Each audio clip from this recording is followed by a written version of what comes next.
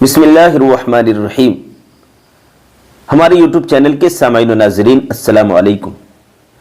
آپ کو معلوم ہے کہ میں آپ کے لیے ایک نسخہ لے کر کے حاضر آیا ہوں، اور یہ جو آج کا نسخہ ہے یہ معجون کی شکل میں ہوگا جو میں ابھی آپ کو بتانے والا ہوں۔ یہ اپنے کمزور بھائیوں کے لیے لے کر کے آیا ہوں، بہت پاورفل ہے۔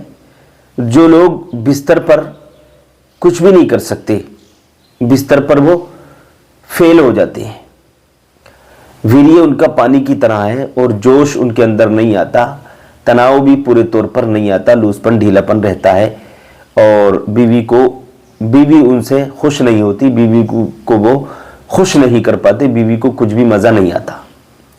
تو ایسے کمزور نفس والے، کمزور طاقت والے، جن کے اندر کمزوری رہتی ہے، گرا گرا سا بدن رہتا ہے، نفس ان کا پورے طور پر یعنی اسٹینڈنگ پاور اس کے اندر نہیں آتی، تناؤ نہیں آتا ٹھیک سے پورے طور پر، تو ایسے کمزور لوگ اس نسخے کو سنیں اور بنا کر اپنے گھر میں استعمال کر سکتے ہیں۔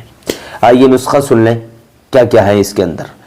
سب سے پہلے آپ کو لینا ہے موسلی سفید 5 گرام، موسلی سیاہ 5 گرام، تال مکھانا 10 گرام، تج 10 گرام، اٹنگن 5 گرام، ستاور 5 گرام، بہمن سرخ 5 گرام، بہمن سفید 5 گرام، ٹھیک ہے، اور الائچی کنا 20 گرام، دار چینی 20 گرام، اور بو پھلی 20 گرام، یہ آپ کو لینا ہے۔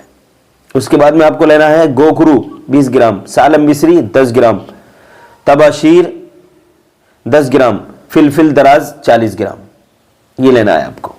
اس کے بعد میں آپ کو لینا ہے مغز بادام 50 گرام، اور شہد خالص لے لینا ہے آپ کو، اتنا جتنی مقدار میں یہ دوائیں اس کو سنبھالیں۔ یعنی آپ شہد دو اس کے اندر ڈالیں گے تو پھر شہد ڈالنے کے بعد میں ان دواؤں کو اچھے سے ملا لیں۔ شہد 1.5 گنا بھی آپ ڈال سکتے ہیں، برابر بھی ڈال سکتے ہیں، 2 گنا بھی ڈال سکتے ہیں، دوا سے 2 گنا، دوا کے برابر بھی ڈال سکتے ہیں، یعنی جتنے میں معجون بن جائے، آپ جانتے ہیں معجون کیسے بنتا ہے، تو پھر ڈال کر کے اس کو ملا لیں، بس یہ معجون بن کر بالکل تیار ہے۔ دوا کو پہلے کوٹ لیں، باریک کر لیں، پیس لیں، پاؤڈر بنا لیں، پاؤڈر بنانے کے بعد میں شہد میں ملا دیں۔ جب شہد میں ملا دیں گے آپ تو یہ معجون بن جائے گا۔ بس اس کو ڈبے میں، شیشے کا ڈبہ ہونا چاہیے، شیشے کے جار میں آپ اس کو رکھیں، اور صبح کو خالی پیٹ اور رات کو سوتے ٹائم آدھا چمچ آپ اس کو استعمال کریے، ٹھیک ہے۔ کھٹی چیزوں کا پرہیز رکھیں، بادی چیزوں کا، گرم چیزوں کا پرہیز رکھیے، پیٹ کو خراب کرنے والی چیزوں کا پرہیز رکھیں، ٹھیک ہے، جیسے کہ اڑد کی دال ہے، مٹر کی دال ہے، اور بھی جو پیٹ میں گیس بنانے والی چیزیں ہیں، ایسیڈیٹی پیدا کرنے والی چیزیں ہیں، تو ان چیزوں سے آپ پرہیز رکھیے گا۔ آپ اب سردی کا ٹائم ہے، آپ ڈرائی فروٹ کھائیے، کھجور کھائیے، بادام کھائیے، کاجو کھائیے، پستہ کھائیے، دودھ پیجیے، گڑ کھائیے، یہ چیزیں کھانے کی ہیں، ٹھیک ہے۔ آپ ان چیزوں کا سیون کریے، انشاءاللہ آپ کو طاقت ملے گی۔ اور اگر آپ کے اندر بیماری کوئی ہے، روگ لگا ہوا آپ کو ہے، تو آپ اپنا علاج کیجیے، یعنی دھات آپ کو جا رہی ہے، نائٹ فیل کی شکایت ہے، چپچپانے کی شکایت ہے، بچپن میں غلطیاں آپ سے بہت ہوئی ہیں، ہو جاتی ہیں غلطیاں، انجانے میں ہو جاتی ہیں، جانے میں انجانے میں ہو جاتی ہیں۔ جوانی ایک ایسی اندھی چیز ہوتی ہے، جوانی میں آدمی اندھا ہو جاتا ہے کہ وہ غلطیاں کر جاتا ہے، کوئی بات نہیں، غلطی ہو گئی ہے تو اس کا بھی جو ہے، اس کا بھی توڑ ہے، غلطیوں کا توڑ ہے، غلطیوں کا بھی راستہ ہے۔